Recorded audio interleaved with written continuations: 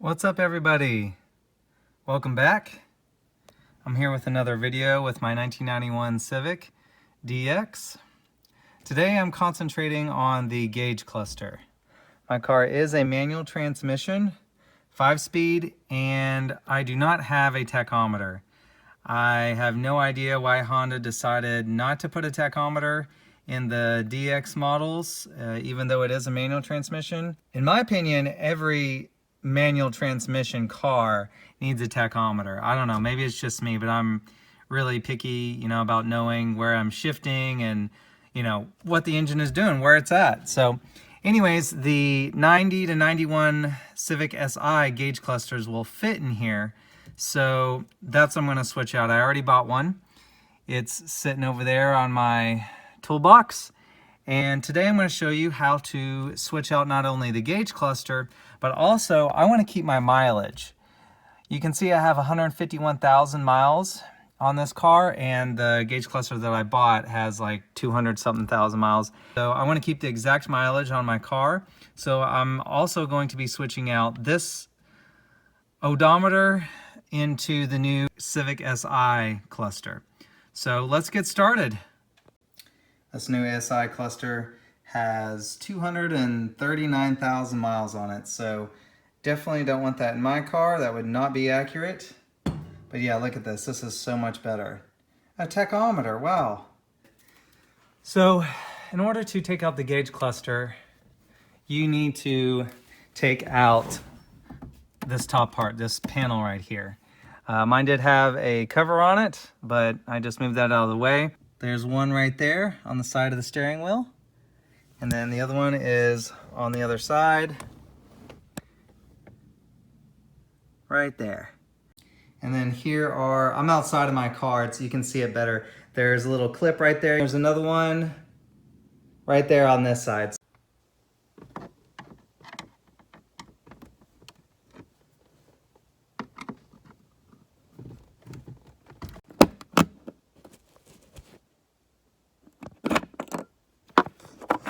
All right, once you have those 4 screws undone, this whole piece will just move. It's best to get these screws back here with a magnet once you have them loose, by the way, too. So now we need to disconnect our hazard button and our dimmer switch button. So let's see, let's push those out. There we go.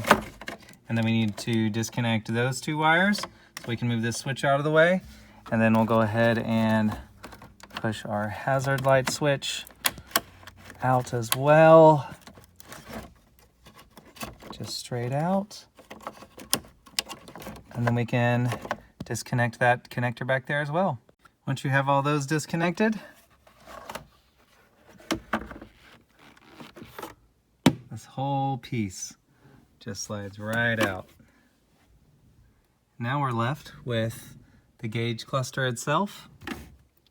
To take the gauge cluster out of the car, it's just 4 screws. 1, 2, 3, 4. All right, so I have those 4 screws out, but before we can fully take the harness out, we have a few clips to undo. There's one back here. You just have to, just like all Honda clips, it just has a press in. You press it in, you pull it out.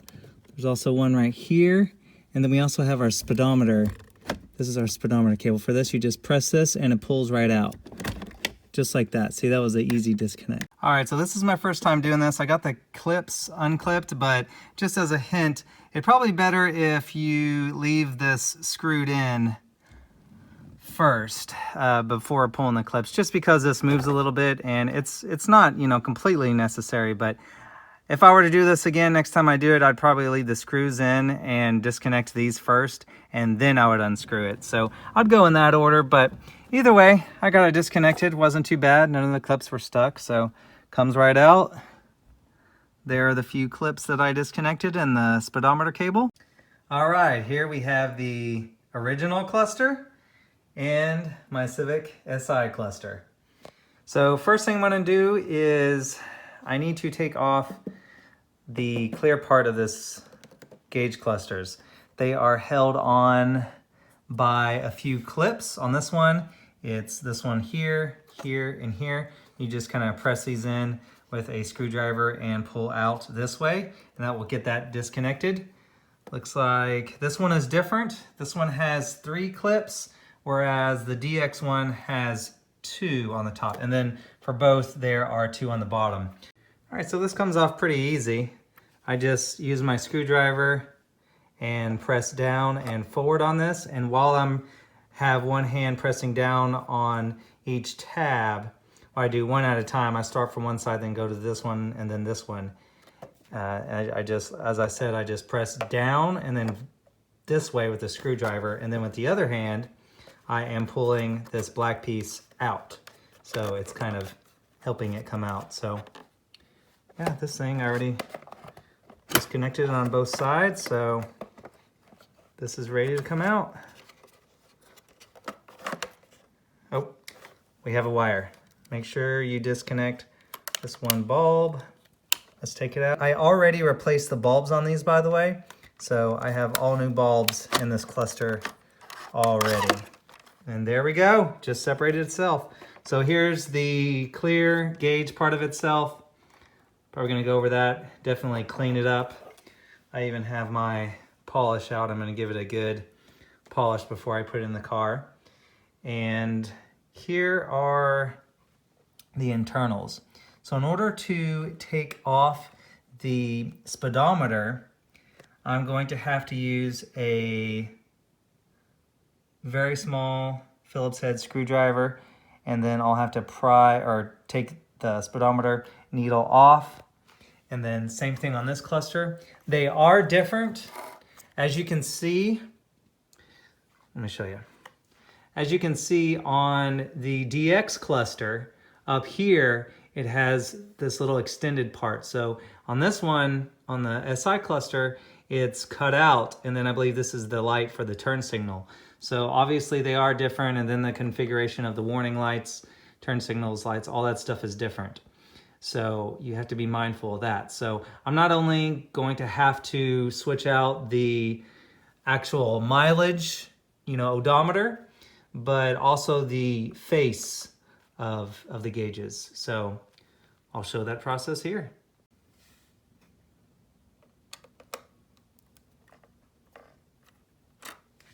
All right, guys, so first step to actually releasing the speedometer from the gauge cluster is we need to disconnect it from these 4 screws right here. These 2 top ones are a little bit bigger, but a little bit longer screws. So let's undo these 4 screws, and then the actual speedometer should come out.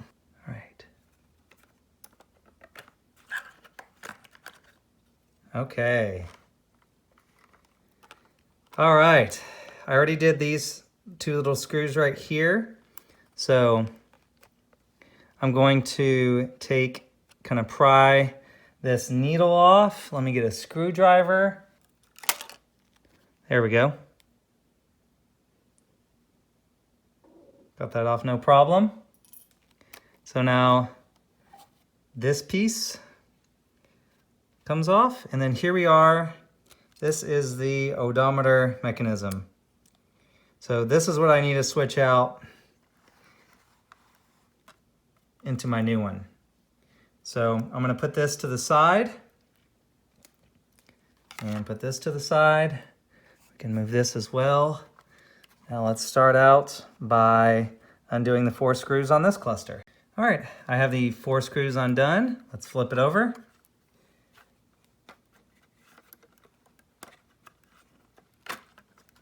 All right, very good. Set this to the side. Okay, next I'm going to undo these tiny little screws that will allow me to take off this face.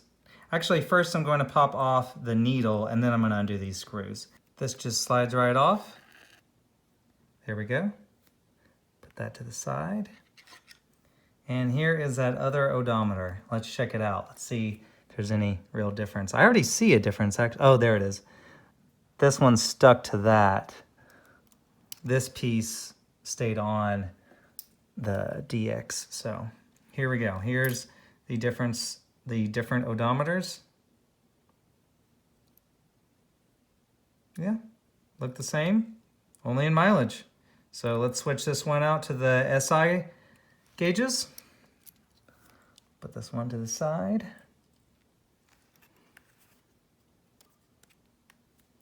All right.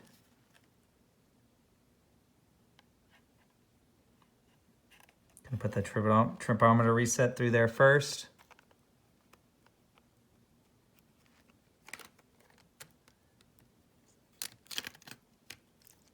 Oh.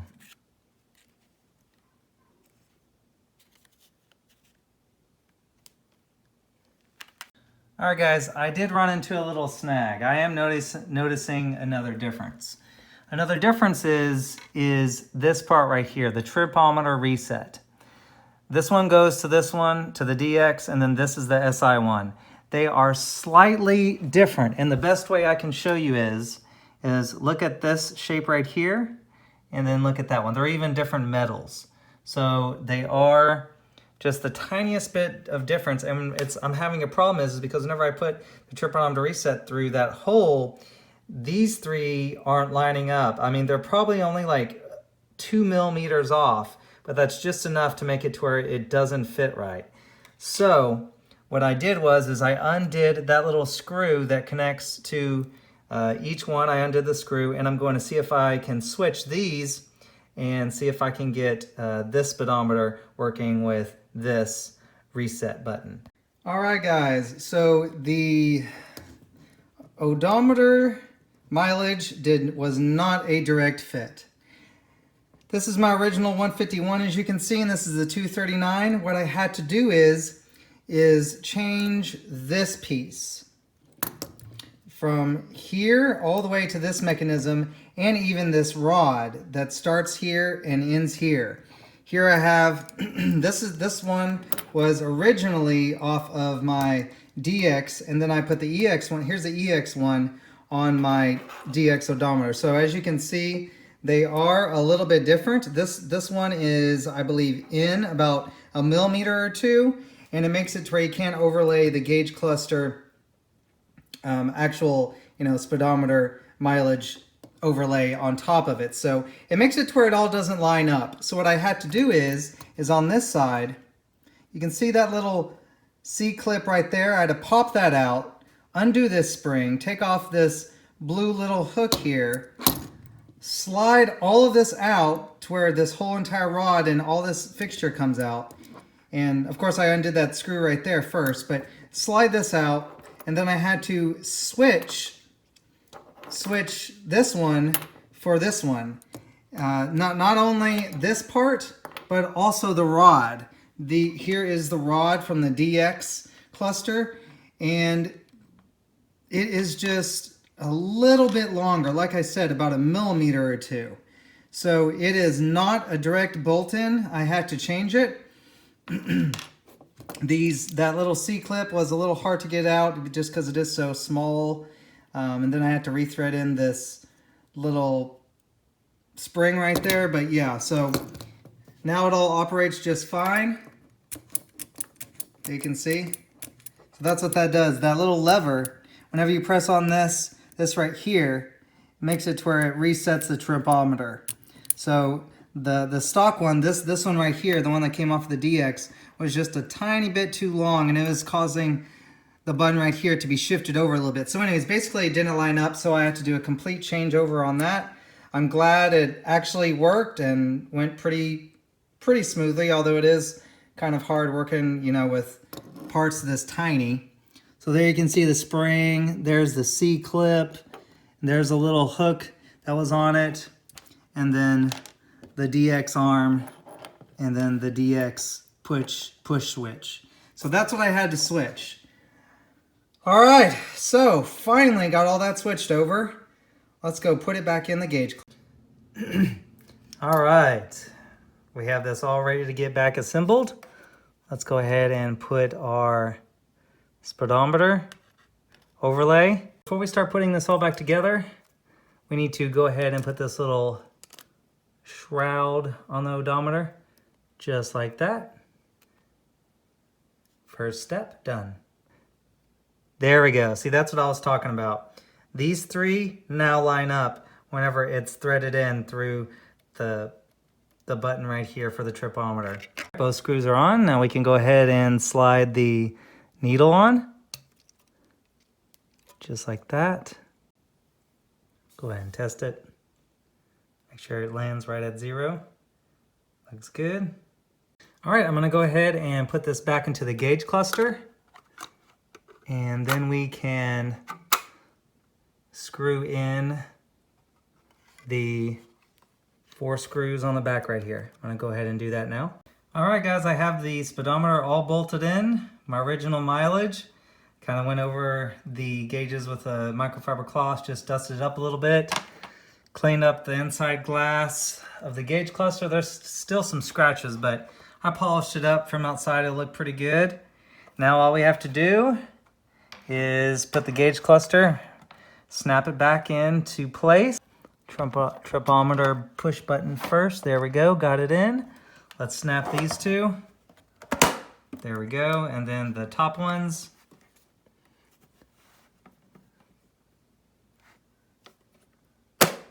Just like that. Awesome. Let's reconnect our bulb. Thread it through there.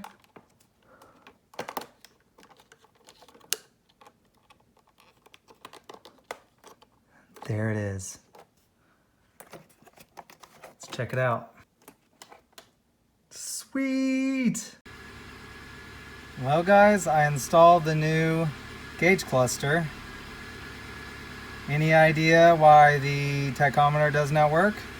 All the connections are hooked up in the back, and the tachometer does not work. All right, guys, check this out. I got it working. So whenever I first started my car, the tachometer did not work. I thought it was a faulty gauge cluster, but I did some more reading up on the internet, and a lot of people say that it is this guy right here, or should I say this guy. This, I'm not sure if this is the OEM distributor or not. It could be, looks like it to me. Judging by the wear on these clips right here, see how these are all yellowed? They're yellowed. They're the same color as the, we can't see them, but they're the same color as the harness clips, whereas these two are new. This is a brand new distributor that I just happened to have laying around. I bought it just, you know, for general maintenance for my car, but I hadn't installed it yet because I didn't think I needed it. Well, I needed it because I read up on the internet that a faulty distributor, or more so a igniter within the distributor, goes bad, then it may cause your tachometer not to work. It's working. I'm waiting on the engine to warm up so I can time the ignition. I have my timing light right there. But I am so happy that that is it, because if it wasn't the distributor, then it may have been a faulty gauge cluster, and I'm super happy that it's not. So, whew, big thumbs up for troubleshooting. I'm so glad this baby works. Honda.